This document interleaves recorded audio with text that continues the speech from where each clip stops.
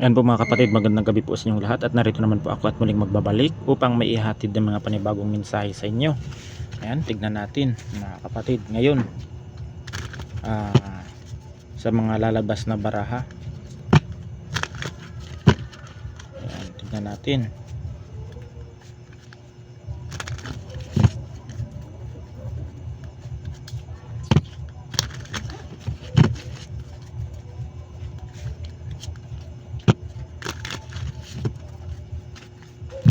Tayo ng tatlo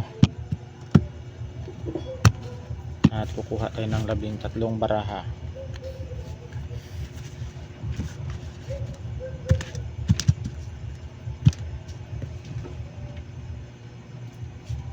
Isa, dalawa, tatlo, apat, lima, anim, pito, walo, siyam, sampu, 11, 12, 13. 1,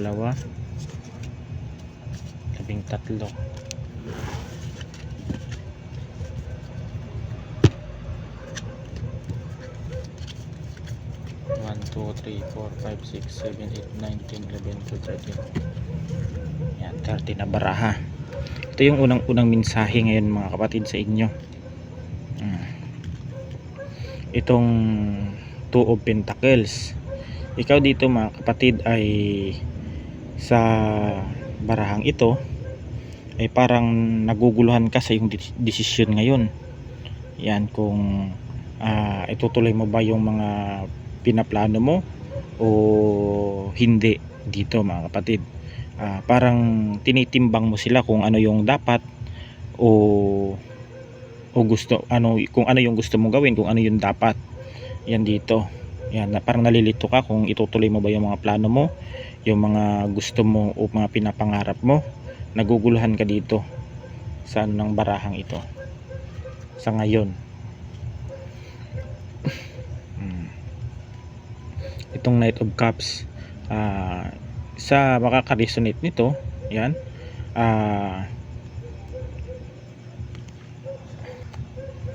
yan, sa mga makaka-resonate nito, parang naghihintay sila na matanggap yung kanilang matanggap yung isang bagay na paparating sa kanila. Yan, maaring salary, sahod, o di kaya tulong sa mga sa ibang tao. Maaring may tutulong dito sa inyo na isang tao na parang ito yung hinihintay mong paparating sa inyo dito sa Knight of Cups.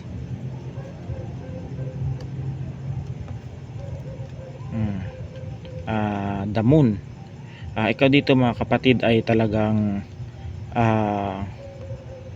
ikaw ang apple of the eye ng lahat ng mga tao sa inyong paligid, na kahit ikaw ay lumabas, kahit ikaw ay saan ka magpunta, parang nakatingin ang mga tao sa inyo. Parang malakas ang iyong aura o di kaya ang inyong karisma dito. Kaya minsan parang namamangha sila tuwing ikaw ay nakikita ng mga taong ito. Yan, itong The Moon. Yan, nagtataka sila. Minsan ka lang makitang lumabas, minsan ka lang makitang pumunta sa iyong pupuntahan. Yan.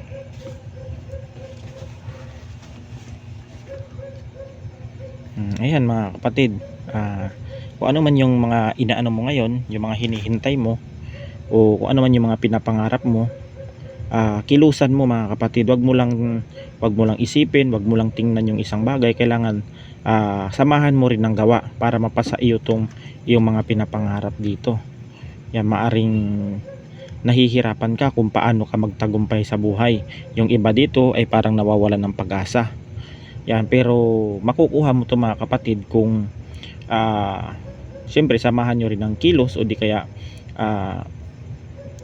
gumawa din kayo ng paraan para makamit niyo itong tagumpay. Kasi walang nagtatagumpay na tao kung puro plano lang ang kanyang iniisip, na hindi nila kinikilusan yung mga bagay-bagay. Ayan, nalulungkot siya, nawawalan ng pag-asa kung paano niya makamit yung mga plano niya o mga pinapangarap niya sa buhay. May mga achievement ito, may mga gusto itong bilhin, may mga pinapangarap itong taong ito. Kaya kung sino man ang makaka-resonate nito, ano po mga kapatid, ang inyong gawin po dito ay labanan ang mga pagsubok na ito. Yan, lahat ng bagay ay pinaghihirapan para makuha mo yung mga bagay-bagay na iyong minimithi. Hindi yan dinadaan sa panlalamang, hindi yan dinadaan sa kung ano-anong mga gawaing hindi maganda dito. Yan, tsaka walang ano mga kapatid, walang umaasensong tao pag hindi mo kinikilusan dito. Kailangan din samahan nyo rin ng kilos at gawa, yan, para mapasa iyo itong tinitignan o pinapangarap ng mga bagay. O kung kunyari ikaw may pinapangarap kang lupa, o kunyari ganito, ikaw dito yung nag-iisip, kunyari may pinapangarap kang lupa, sasakyan, o pinapangarap mong bahay, o opportunities mo, trabaho mo itong matatanggap ka, parang ganun mga kapatid. Kaya wag kang mawalan ng pag-asa. Habang buhay tayo, merong pag-asa. Yan. Itong The Judgment, ito yung itong The Judgment na ito, kung ano man yung mga pinagdadaan mo ngayon, o ano man yung mga problema, nakakaramdam ka dito ng stress, anxiety, o depression dito, darating din mga kapatid ay ang The Judgment na ito ay matatapos din ito kung ano man yung mga problema mo na pinagdadaanan sa ngayon. Ayan, magkakaroon ng katarungan. Ayan, lahat naman kasi ng tao mga kapatid ay mayroong mga problema na pinagdadaanan. Walang taong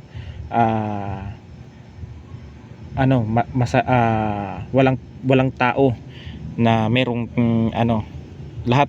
walang tao na hindi binibigyan ng Panginoon ng pagsubok. Yan, kahit mahirap ka man, kahit mayaman, lahat ng mga yan ay mayroong mga problema ding kinakaharap yan araw-araw. Yan, mas lalo na yung mga mayayaman, mas malalaki pang mga problema niyan, yung mga hinaharap niyan araw-araw. Kaya dapat kung ano man yung meron tayo, kung ano man yung naandyan lang, matuto tayong makontento at magpasalamat kung ano man yung naandyan sa atin. Para kasi pag tayo mga kapatid, pag tayo kasi ay nakukontento sa isang bagay, sa mga na-achieve natin, masaya tayo ng mga kapatid, lalo na pag pinaghihirapan natin.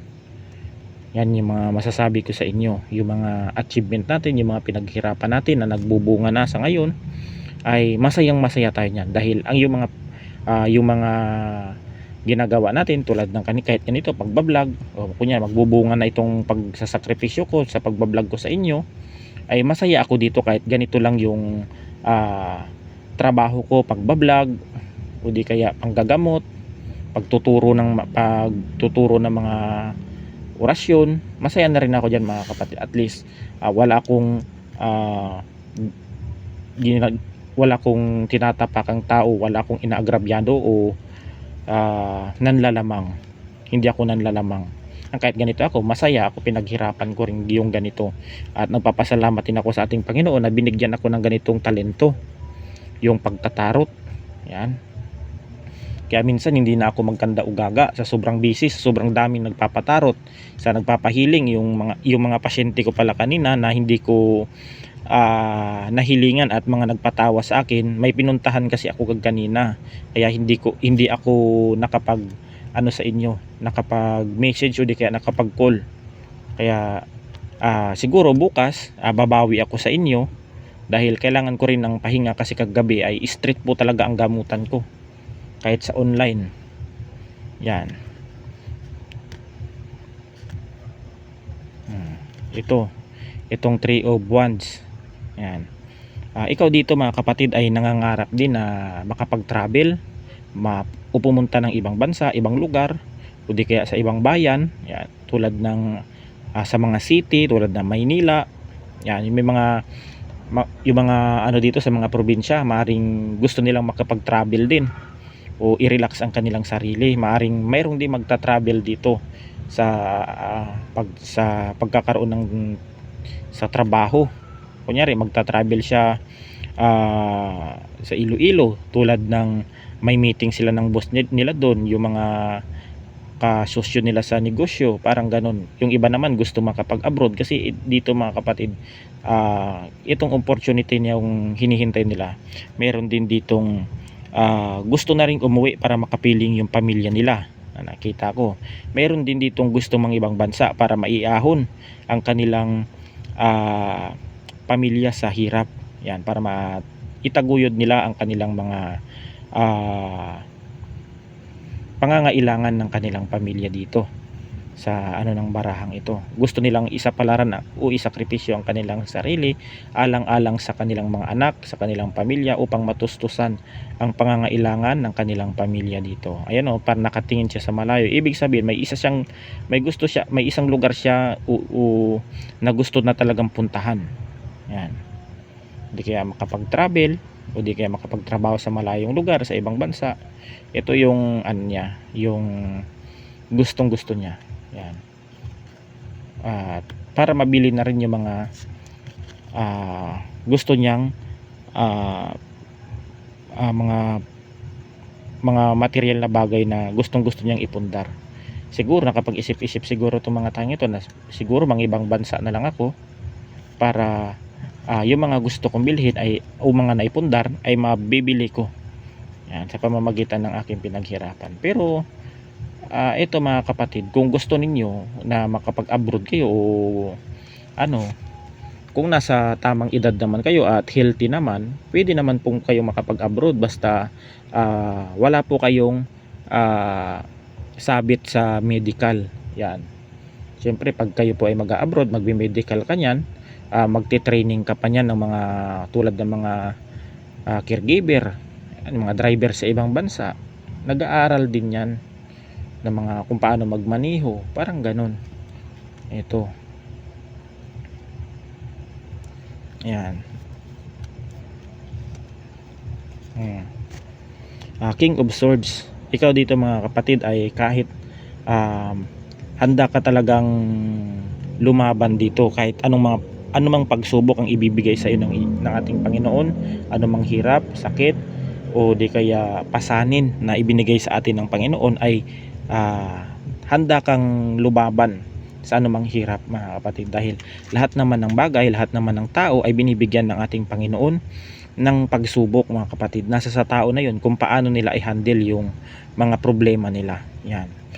Meron ding iba, kalimitan, pag hindi nila kinakaya yung kanilang mga problema, ay minsan ay nasisiraan ng ulo, nababaliw dahil hindi na nila kaya yung mga problemang dinadala nila. Wala silang taong hindi nila kayang i-open sa ibang tao dahil imbis na i-comfort sila, baka natatakot sila na baka i-chismis sila, baka kumalat pa yung mga problema nila, pagtawanan pa sila, kaya pinipilit na lang nilang sasarilinin ang kanilang mga problema. Kaya dito ang sabi ko lang sa inyo, kung kayo man ay kumakaharap ngayon sa mga problema o pagsubok sa buhay, labanan po ninyo yan mga kapatid. Lahat po ng problema ay may solusyon. Yan ang masasabi ko sa inyo. Yan. The world. Ito yung tingin ng mga tao sa inyo mga kapatid. Ikaw dito yung taong ang tingin nila sa iyo dito ay parang pa-easy ka lang. Parang hindi lang madali sa iyo kung ikaw ay magtrabaho dito, pero kung sa tutuusin lang, ko ako yung nasa saya, ang nakikita ko dyan sa inyo, grabe po yung pagsasakripisyo ninyo, yung trabaho ninyo, pagod, puyat, o di kaya hindi na masyado nakakatulog, pagod na rin sa trabaho, medyo sumasama na rin yung pakiramdam, kasi ang tingin ng mga taong ito ay ang sarap ng buhay mo, pero hindi kasi nila na-appreciate yung, o di kaya nila o hindi kaya nila nararamdaman yung nararamdaman mo kasi hindi nila nararanasan. Kaya ang tingin nila sa iyo ay ano lang, yung basic lang sa iyo mga trabaho.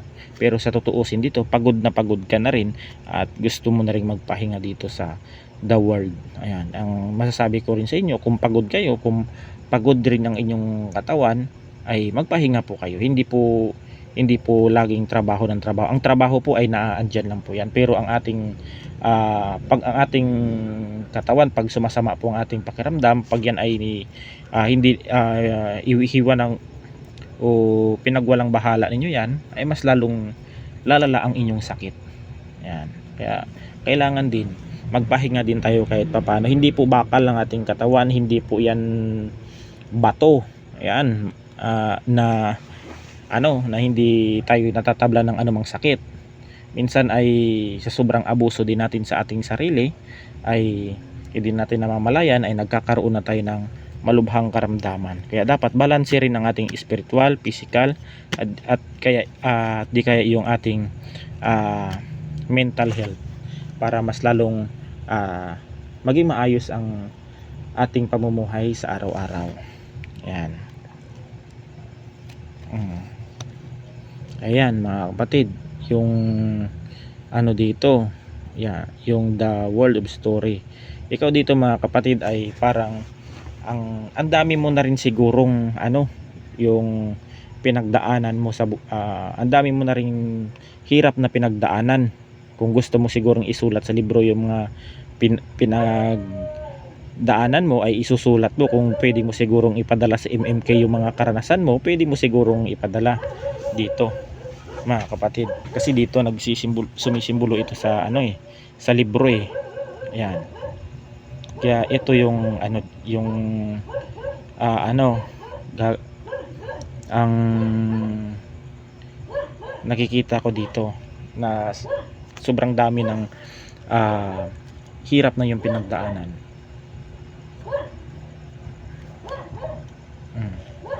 Ayan Seven of Wands. Ayan. Mag-ingat ka rin minsan sa iyong paligid. Yan, kasi maraming nakatingin sa iyo. Siguro hindi rin natin masabi. Siyempre ang tao ay mayroong mga iniisip. Hindi natin maaarok ang isip ng isang tao. Kung ang iniisip ba niyan mabuti ba, masama, may halong negatibo. Kaya itong mga tao kasi iba-iba ang opinion nito sa kanilang sarili, yung pananaw sa iyo. Yan, kaya lagi itong nakatingin sa inyo yung mga taong ito. Yan, meron pang ang taong dito na ikaw ay sinisiraan o di kaya ginagawan ka ng hindi maganda pero nilalabanan mo. Yan, dinidepensahan mo rin yung sarili mo tulad yung mga naninira sa iyo. Kalimitan naman kasi mga kapatid, yung mga naninira sa iyo ay naiinggit, nagagalit, merong insecurity sa iyo. Kaya ito, nakatingin yun sila, hinahanapan kanila ng butas na ikaw ay magkamali. Yan. Pero ikaw naman dito ay wala naman kayong ginawang masama sa kanila. May mga tao talagang ganito. Yan, kumbaga itong mga wands na ito yung nakatingin sa inyo. Ito yung mga naninira sa inyo na inyong dinidepensahan ang iyong sarili dito. Yan. Yan yung mga nakakatakot na maging kaaway ngayon mga kapatid. Yung sekreto kanilang sinisira sa iba. Siyempre ikaw kung mahina yung mga pakiramdam mo dyan sa mga ganyan, ay talagang ka dyan, masasapul ka sa kanilang mga taktika kung paano ka sirain o di kaya paano ka sirain o pabagsakin ng mga taong ito. Kasi dito yung mga taong ito ay meron talagang galit sa iyo. Yung mga taong naninira din naman sa inyong ito ay merong mga galit, merong galit sa inyo, inis o di kaya naimpluwensyahan lang din yung iba, parang nadala na rin sa kwento. Yan, tulad ng kwentong paninira na wag kang wag kayong sasama sa ganito, wag kayong makikipagkaibigan diyan, pangit ang ugali niya, maraming maraming hindi nakakasundo yung taong yan. Parang ganun yung mga pinag-ano niya sa inyo. Yan. lagi na lang masama yung masama ang ugali niyan. Parang ganon yung mga paninira sa inyo. Yan. Pero hayaan lang ninyo mga kapatid yung mga paninira na yan. Ang importante, hindi kayo sinasaktan, hindi kayo pinagbubuhatan ng kamay, hindi kayo ginagawa ng physical na physical harassment na tinatawag na yan, na sinasaktan kayo. Pero pag yan ay ginawa sa inyo na sinasaktan kayo, ay ibang usapan yan. Pag pinipisikal na kayo ng mga taong ito. Yan. Pero hanggat salita lang sila, hayaan mo sila, wag mo silang pansinin. Patunayan mo sa kanila na mali yung mga pinagagawa nila sa inyo. Ganun lang naman yan mga kapatid ang gagawin niyo dyan. Kasi kung papatulan niyo yung mga taong yan, wala kayong pinagkaiba sa ugali niya. Mas lalong magiging malala pa ang sitwasyon mo pag pinatulan mo yan. Yan. Kaya ikaw na lang ang mag-iintindi sa mga taong itong nakapalibot sa iyo. Yan. Ang tao kasi mga kapatid ay iba-iba ang pananaw o iba-iba ang tingin ng isang tao sa kanilang nakakaharap o nakikita. Iba-iba ang pananaw niyan. Kaya dapat tayo na lang mag-adjust o mag-intindi. The Magician. Balang araw mga kapatid ay magtatagumpay ka dito sa iyong mga pinagagawa, sa iyong mga trabaho, kung ano man ang inyong nais dito. Ayan. Magtatagumpay ka dito. Hayaan lang ninyo itong mga taong laging nakamasid o nakabantay sa inyo o mga marites na ito. Wala kang wala kang papala dyan pag yan ay pinagtuunan mo ng pansin. Mag-focus ka sa goal mo. Kung gusto mo mga ibang bansa o pumunta sa isang lugar na alam mong komportable ka, puntahan mo.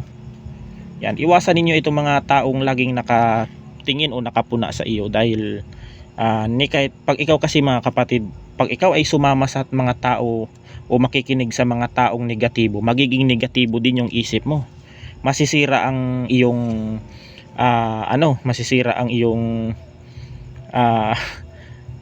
parang mai-impluwensyahan ka pag ikaw ay nakikinig sa mga ganitong klaseng tao, sa mga negatibo o naninira sa iyo. Pag pinansin mo to, sasama ang loob mo, parang mawawalan ka ng tiwala sa iyong sarili. Yan. Yung mga taong negatibo mga kapatid, ito yung masasabi ko sa inyo, ang mga taong negatibo ay malabo po yung umasenso. Kasi puro negatibo yung pumapasok sa utak nila. Puro pangit, puro masasakit na hindi mo masabi kung ano dito pag ganyan. Wag na lang inyong pansinin yung mga taong nangihila sa iyo pababa o di kaya hindi maganda yung ginagawa sa inyo. Ayan. Yan yung inyong para mas yung mga blessing mo o di kaya yung mga achievements mo matutupad para ka mas lalong magtagumpay ka dito. Ayan Magician, inangat niya na yung wand na ito o kung ano man ito. Magtatagumpay ka dito. Ayan. Ayun the fortune. Lahat ng mga mo na ito, pag ito ay kinilusan mo mga kapatid, itong mga bagay na mga plano mo sa buhay, pag ito ay kinilusan mo, yan ay lahat ng opportunity ay mapapasayo dito. Lahat ng mga pinapangarap mo ay matutupad mo dito. Yan, wheel of fortune sayo, lahat matutupad mo dito. Yan, kasi magtatagumpay ka dito Yan, gawin mong inspirasyon yung mga taong naninira sa iyo, yung mga taong hindi maganda ang trato sa iyo, gawin mong inspirasyon. Yan lang naman ang gagawin mo. Yan lang dapat ang gawin mo. The Lovers. Isa dito sa mga makaka-resonate ay mahahanap na nila ang kanilang siguro meron din ditong matagal na ring nananalangin siguro na makilala na rin yung lalaki o babae na para sa kanya. At ibibigay ito ni universe mga kapatid, itong The Lovers dito. Ayan. Na makikilala nila, maaaring makilala nila sa isang event, sa dating apps, sa isang okasyon. Yan, sa mga pagtitipon. Yan, makikilala sa social media, sa Facebook, makaka-chat, makakatawagan o di kaya makakasalubong. Umaring dito rin may nagkaka-developan ding mga magkakatrabaho dito sa The Lovers na ito. Ayan. Ipagkakaloob ito ni Universe sa mga taong humihiling na sila ay pagkalooban ng mga ng mga kanilang partners. Ayan. Meron din ditong matagal na rin sigurong hindi na naghiwalay sa kanilang mga asawa o di kaya partner nito na gusto ulit magkaroon ng mga panibagong relasyon dito. Ayun mga kapatid, yung mensahe na ibabahagi ko sa inyo ngayon, at hanggang dito na lang, at God bless us all. Ingat po tayo palagi.